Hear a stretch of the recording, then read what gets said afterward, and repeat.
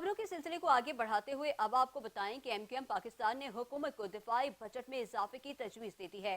Chairman MQM Khalid मकबूल सिद्दीकी कहते हैं कि 28 मई पाकिस्तान के तहफ़्फ़ुज़ की कसम पूरी होने का दिन है। मुल्क में इस वक्त बदौलत तवाज़ुन बरकरार है। पाकिस्तान के दिफा को नाकाबिले तस्खीर बनाने में अफवाज पाकिस्तान के किरदार को सराहते हैं।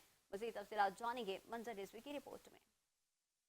की मुनासबत से एमक्यूएम पाकिस्तान के ज़ेर एहतमाम तकरीब का इनेकाद किया गया, जिसमें सीनियर मरकजी रहनुमा अरकान सूबाई व कौमी असम्बली के साथ साथ कारकुनान व जिम्मेदारान की बड़ी तादाद ने शिरकत की। बहादुराबाद मरकज से मुस्तसिल ग्राउंड में तकरीब से खिताब करते हुए चेयरमैन एमक्यूएम खालिद मकबूल सिद्दीकी बोले, मुल्क के दिफा को नाकाबिल तस्खीर बनाने में अफवाज पाकिस्तान के किरदार को किसी सूरत नजरअंदाज नहीं किया जा सकता। हमें आज फिर से अपनी तारीख याद करने का मौका मिला है। और मैं अफवाज पाकिस्तान का भी कि जिन्होंने उस मुश्किल वक्त में उन ज़रूरियात को पूरा करने के लिए जो एटम बम बनाने के लिए जितने मरहल थे, उसमें कौम को नाकाबिल तस्खीर दिफा की सलाहियत बख्शने के लिए अपना किरदार अदा किया था।